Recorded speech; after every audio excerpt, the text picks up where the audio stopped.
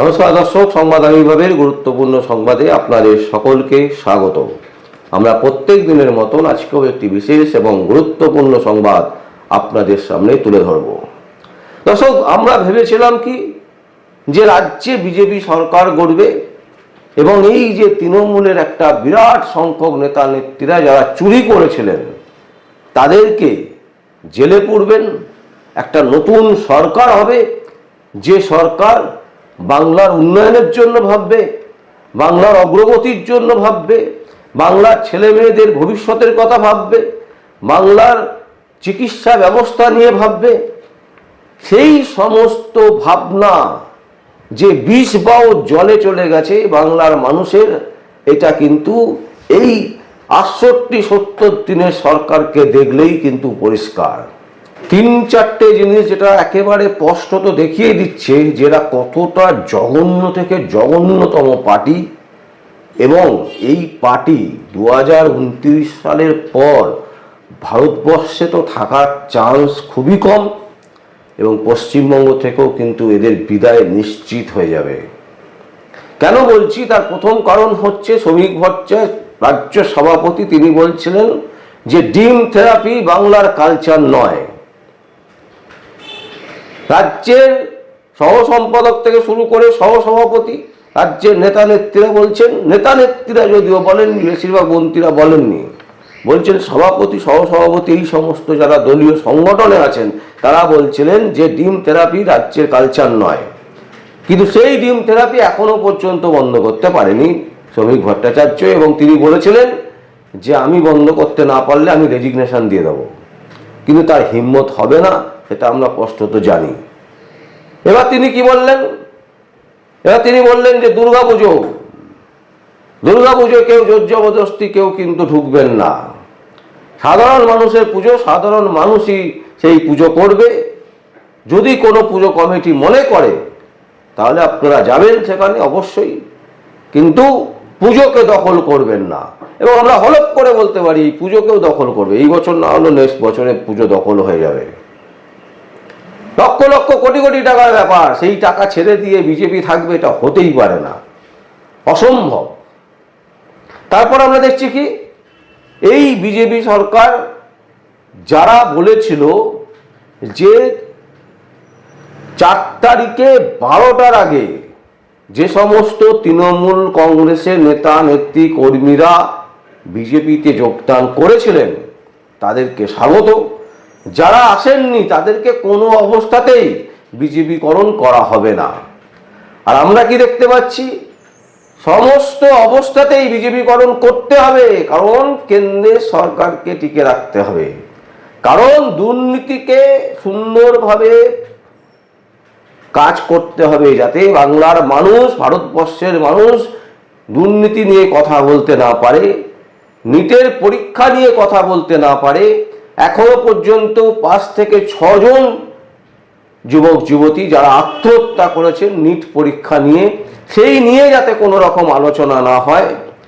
প্রতি বছরের নিটের নানান রকমের গণ্ডগোল, স্বাস্থ্য পরিষেবা একেবারে খাটে উঠে গেছে, জনসেবা পরিষেবা বলে কিছু নেই। মিডিয়া, গদি মিডিয়ারা রীতিমতো প্রশ্ন করছে, সেই প্রশ্নের উত্তর গদি মিডিয়া নিজেই দিতে পারছে না। তাদের বক্তব্য হচ্ছে ভারতবর্ষের নাকি এই মুহূর্তে ধর্মই হচ্ছে মেন ইস্যু, এবং এই নিয়ে ভারতবর্ষের বিভিন্ন প্রান্তে ইয়াং জেনারেশন তারা রাস্তায় নামছেন, তারা গদি মিডিয়াকে ডাইরেক্ট প্রশ্ন করছেন, কোনো উত্তর দিতে পারছে না। ভারতবর্ষের ইতিহাসে এই ধরনের কোনো ঘটনা ঘটেনি যেখানে প্রধানমন্ত্রী তার দীর্ঘ প্রধানমন্ত্রীত্বের কালে একবারের জন্য প্রেস কনফারেন্স করেননি, প্রেসের সাথে সামনাসামনি বসে প্রেস মিট করা সেই হিম্মত দেখাতে পারেননি। এর থেকে বড় লজ্জা আর কি হতে পারে? নীতিন গডকরিকে প্লেনের মধ্যে ধরেছে সাংবাদিক যে আপনি আখের রস মিশিয়ে দিচ্ছেন পেট্রোলের সাথে, মিথাইল মিশিয়ে দিচ্ছেন, পেট্রোলের দাম কমে যাচ্ছে, ইথানল মিশিয়ে দিচ্ছেন, ইথানল মিশিয়ে দিয়ে আপনি গাড়ির 12টা বাজিয়ে দিচ্ছেন, উত্তর দিতে পারছে না, বলছে আপনি এসব কথা বলছেন উইদাউট প্রমাণ, আপনাকে জেল হতে পারে, আপনার জেল হয়ে যেতে পারে। তো সর্বভারতীয় শুধু নয়, বাংলা থেকে সর্বভারতীয় ক্ষেত্রে রীতিমতো চিটিংবাজি, জোচ্চুরি, দুর্নীতি, মহিলা গঠিত বিষয়, সমস্ত দিক থেকে প্রধানমন্ত্রী সহ এবং তাদের দলের নেতা নেত্রীদের একেবারে সামনের সারিতে আছেন। রাম মন্দির থেকে টাকা চুরি, বিভিন্ন মন্দির থেকে টাকা চুরি হয়ে যাচ্ছে, অর্থ চুরি হয়ে যাচ্ছে। যে রাম রাম এত ভক্ত দেখাচ্ছেন তিনিই চুরি করে ফেলছেন। মানে বিষয়টা ভাবুন দর্শক, মানুষকে বোকা বানাবার যে টেকনিক, সেই টেকনিক মোদি ফেলিওর হয়ে গেছে। এবার প্রধানমন্ত্রী নরেন্দ্র মোদী রীতিমতো এবারে ফেলিওর, কারণ সোশ্যাল মিডিয়া যেভাবে ফাস্ট হয়ে গেছে আর যেভাবে ভারতবর্ষের মিডিয়া 175 নম্বর থেকে 175 নম্বর স্থান থেকে 7 নম্বরে নেমে এসছে, মানে বুঝতে পারছেন মানে কতটা পিছিয়ে গেছে ভারতবর্ষের সংবাদ মাধ্যম। ভারতবর্ষে এখন এই মুহূর্তে সোশ্যাল মিডিয়া মোদিকে ভয় দেখাচ্ছে রীতিমতো, আর যার ফলে বিভিন্ন স্টেটে ওরা চেষ্টা করছে যে এই সমস্ত ইউটিউবার, সোশ্যাল মিডিয়া ক্রিয়েটার, তাদেরকে আটকাতে এবং তাদের ওপর নানান রকমের ধারা আইন প্রয়োগ করে তাদেরকে জেলে ঢোকাবার চেষ্টা চলছে। আজকে দেখুন কি হচ্ছে, কি হলো বাংলাতে। বাংলার রাজনীতি নিয়ে যদি আলোচনা করি, এটা কি রাজনীতি বলে? তৃণমূল কংগ্রেস করেছে বলে আমিও করব, তাহলে আর তৃণমূল কংগ্রেস যেটা করেছে, যেটা সিপিএম যেটা করেনি সেটা তৃণমূল করেছে, যেটা তৃণমূল করেনি সেটা বিজেপি করবে, এটা কোনো কথা হলো? তৃণমূল কংগ্রেসের মমতা ব্যানার্জি দল কিনেছিল বলে আপনিও কিনবেন? তাহলে আপনার সাথে তৃণমূল কংগ্রেসের ফারাক কি রইল? তৃণমূল কংগ্রেসের যদি মমতা ব্যানার্জি চোর হতে পারে, তাহলে প্রধানমন্ত্রী নরেন্দ্র মোদীও চোর, এটাই তো দাঁড়াচ্ছে। মানে উনি চুরি করেছে মানে আপনিও চুরি করবেন। আজকে মদন মিত্রকে কি করা হলো? যখন তিনি বারবার করে বলছেন যে আমি যাব না, তৃণমূল ছেড়ে আমি যাব না, মমতা ব্যানার্জি আমাকে ধাক্কা মেরে তাড়ালো, আমি যাব না, তখন আপনি কি করলেন? তার বাড়িতে তার বউকে, তার ছেলেকে নোটিশ পাঠিয়ে দিলেন ইডির। মানে কতটা নির্লজ্জভাবে বাধ্য করাচ্ছেন যে আসতেই হবে। আমি ধরে নিচ্ছি মদন মিত্র দোষী, মদন মিত্রের পুরো পরিবার চিটিংবাজ। তো আপনার দলে চলে গেলে তখন আপনি ইডিকে আর ব্যবহার করবেন না, তখন ইডি কোনো তদন্ত করবে না। আজকে সুদীপ ব্যানার্জির তদন্ত ভোগে হয়ে গেছে, আজকে কাকলি ঘোষ দস্তিদারের বিরুদ্ধে তদন্ত ভোগে হয়ে গেছে।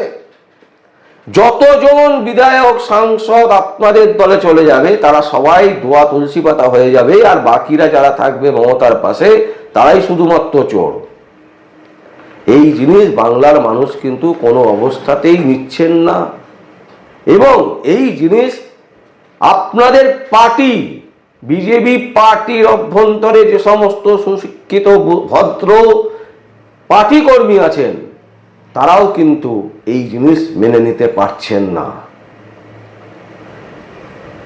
আপনি মদন মিত্রকে টেনে নিয়ে চলে যাচ্ছেন, আপনি একে টেনে নিয়ে চলে যাচ্ছেন, আপনি তাকে টেনে নিয়ে চলে যাচ্ছেন, আর যখনই চলে যাচ্ছে তখনই তারা ধোয়া তুলসী পাতা হয়ে যাচ্ছে। মানে এমন অবস্থা হয়েছে, তৃণমূল কংগ্রেসের নেতা নেত্রীদেরকে না নিলে আপনার নেতৃত্ব ভেঙে পড়বে, আপনি সংকটে পড়ে যাচ্ছেন।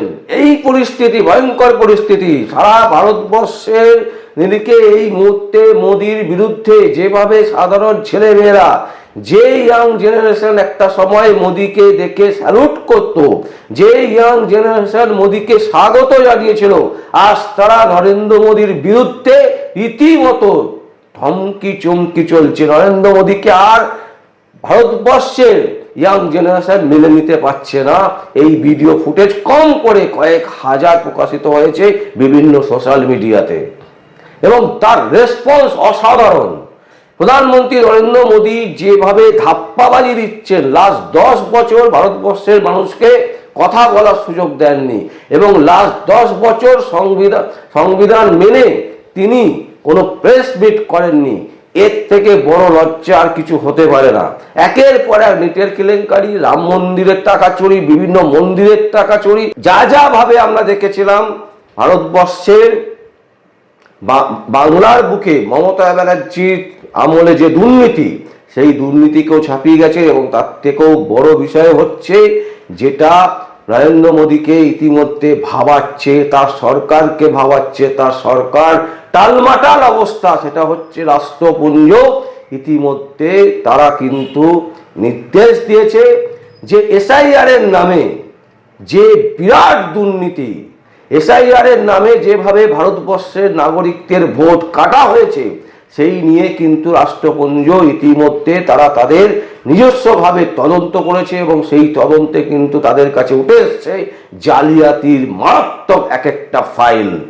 এবং সেই ফাইলের বসে কিন্তু রাষ্ট্রপুঞ্জ জানতে চেয়েছে যে মোদী সরকার কেন এই কাজ করেছে, কোন বাধ্যকতার জন্য নাগরিকত্বকে এইভাবে বেলাইন করে দেওয়ার যে ষড়যন্ত্র, সেই ষড়যন্ত্র কেন করলো। রাষ্ট্রপুঞ্জ থেকে কিন্তু বিরাট চাপে আছে মোদী সরকার। আজকে হয়তো আপনারা পার্টিগত দিক থেকে পশ্চিমবঙ্গে পার্টির যে করুণ পরিস্থিতি তৈরি করলেন, রাজ্য রাজনীতির যে ভয়ঙ্কর ভগ্নদশা বেরিয়ে এলো, এক একজন বিদ্রোহী যাদেরকে বলা হচ্ছে, তারা এক একজন দালালে পরিণত হয়ে গেল। কারণ একটাই, কারণ তাদেরকে আপনারা ভয় দেখাচ্ছেন। তারা অবশ্যই অন্যায় করেছে, তারা অবশ্যই দুর্নীতি করেছে, কারণ দুর্নীতি করেছে বলেই তারা ভয় পাচ্ছে, দুর্নীতি করেছে বলেই তারা মমতা ব্যানার্জির সঙ্গ ছেড়ে দিয়ে আপনার সঙ্গে চলে গেছে। কিন্তু আপনি যেটা করছেন, তাতে একটা জিনিস পরিষ্কার করে দিয়েছেন যে আপনারা হচ্ছেন ওয়াশিং মেশিন। সেই ওয়াশিং মেশিনে ঢুকলে ভালো লোকটা, খারাপ লোকটা ভালো হয়ে যায়। তার প্রথম হচ্ছে শুভেন্দু অধিকারী দিয়ে শুরু, তারপর একের পর এক নেতা নেত্রীরা। বাংলার মানুষ কিন্তু এইটা ভালো চোখে কোনো অবস্থাতেই নিচ্ছে না। এবং এই মুহূর্তে, এই 2.5 মাসের মাত্র ব্যবধানে আমরা চ্যালেঞ্জ করে বলছি, যদি আবার এখন ভোট হয়, বিজেপি কম করে হলেও 60 থেকে 70টায় বেশি আসন পাবে না। এই রকম ভয়ঙ্কর পরিস্থিতি 2.5 মাসের মধ্যে তৈরি হয়েছে।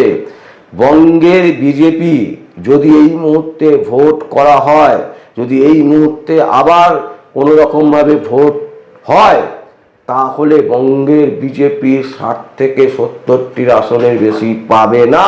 এবং সেটা পেতে গেলেও তাদেরকে রক্তাক্ত করতে হবে বাংলাকে, তা না হলে সম্ভব হবে না। দর্শক, এখান থেকে একটা জিনিস কিন্তু পরিষ্কার, বাংলার মানুষ এই চোরেদের, ডাকাতদের, চোর না, চোর তো ছিল তৃণমূল, চোরের থেকে ভয়ঙ্কর ডাকাত, ইন্টারন্যাশনাল ডাকাত, এই ডাকাতদের কিন্তু একেবারে স্পষ্টত ধরে ফেলেছেন। এবং 2029 কিন্তু তার প্রথম জবাব তারা খুব ভালোভাবে পেয়ে যাবেন। তাই মদন যাক বা সুদীপ, তাতে বাংলার মানুষের কিছু যায় আসে না, কিন্তু 2029 যে বিজেপি ধাক্কা খাবে, এটা কিন্তু একেবারে স্পষ্ট। দর্শক, আমরা এই সংবাদ আপনাদের সামনে তুলে ধরলাম। যদি আপনাদের কোনো বক্তব্য থাকে, কোনো কমেন্টস থাকে, অবশ্যই আপনারা কমেন্ট বক্সে কমেন্ট করবেন। আর দেখতে থাকুন পরবর্তী সংবাদ আবির্ভাবে। আমার নাম বিশ্বজিৎ পাল, সংবাদ আবির্ভাবের জন্য।